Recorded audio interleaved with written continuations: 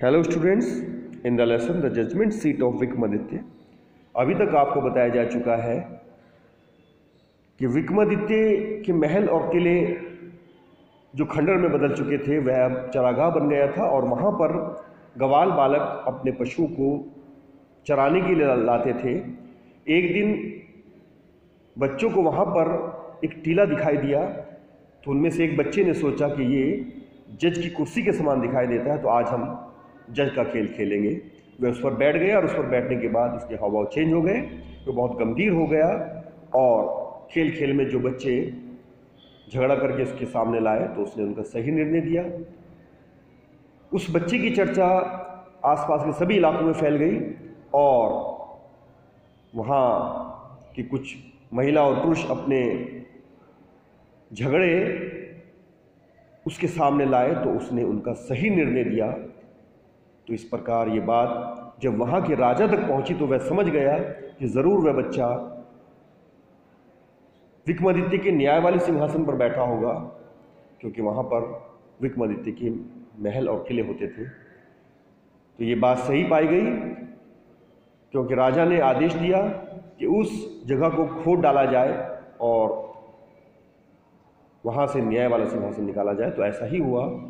जब उस चरागाह को खोदा गया तो वहाँ नीचे से विक्रमादित्य का न्याय वाला सिंहासन निकला, जिसको कि 25 पत्थर के देवदूतों ने अपने हाथों और पंखों से सपोर्ट दी हुई थी और वह ब्लैक मार्बल का था।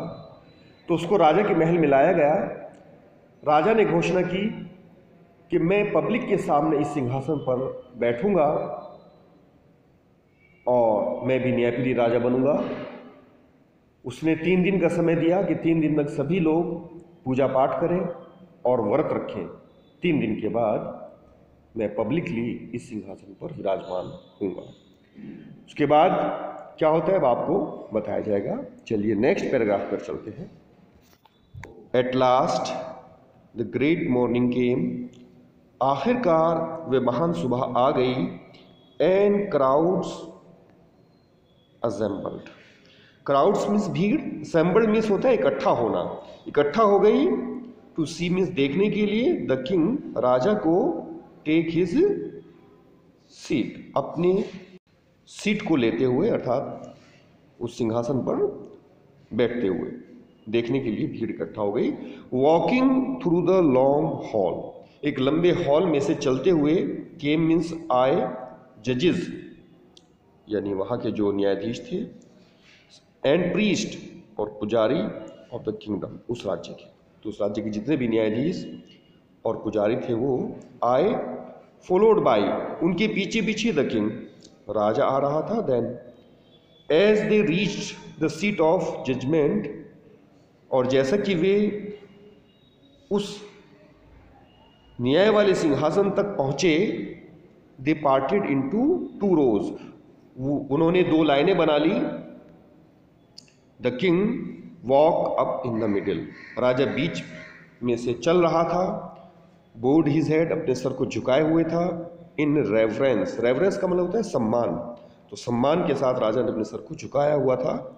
And went straight to marble, और वह सीधा उस मार्बल की जो स्लैब थी, यानी मार्बल का जो बना हुआ उस सिंहासन था, तो सीधा उस तक पहुंच गया। When the king was about to sit, about to का मतलब होता है वाला था।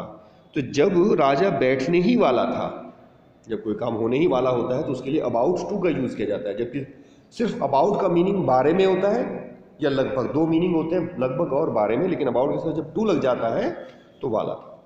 तो जब राजा बैठने ही वाला था ऑन द थ्रोन, सिंहासन पर, one of the angels began to speak, वो जो पत्थर के देवदूत थे उनमें से एक बिगन टू स्पीक मीन्स बोलने लगा।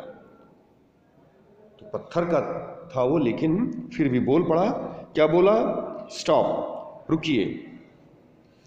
इट सेड, वह बोला, do you think that you are worthy to sit on the judgement seat of Vikramaditya?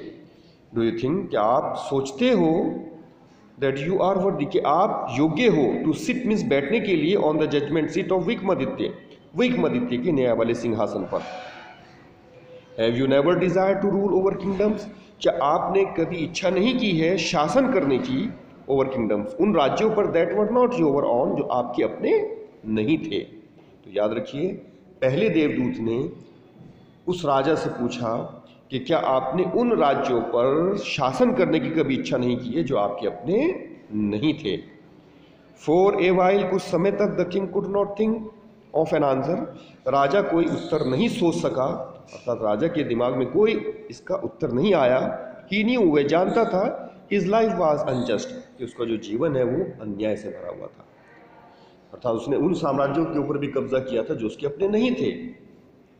After a long silence, काफी चुप रहने के बाद, ही स्पोक, वह बोला, नो, नहीं। ही सेड, उसने कहा, आई एम नॉट वर्दी, मैं योग्य नहीं हूं। Go then and fast and pray for 3 days, तो जाओ 3 दिन तक व्रत रखो और पूजा करो। सैड द एंजल, देवदूत ने कहा, सो दैट, ताकि you may purify your self, आप अपने आप को शुद्ध कर सको, एंड बी वर्दी, और योग्य हो सको, to sit on the throne, सिंहासन पर बैठने के। विद दीज वर्ड्स, इन शब्दों के साथ, इट स्प्रेड इट्स विंग्स, उसने अपने पंख फैलाए, एंड फ्लू अवे, और उड़ गया। इस प्रकार 25 देवदूतों में से एक देवदूत ने राजा से प्रश्न पूछा कि क्या आपने उन साम्राज्य पर शासन करने की इच्छा नहीं की है जो आपके अपने नहीं थे। तो राजा का आंसर क्या आया कि मैंने तो दूसरे साम्राज्यों पर कब्जा किया है। तो उसने स्वयं ही कह दिया कि मैं इस पे बैठने के योग्य नहीं हूं।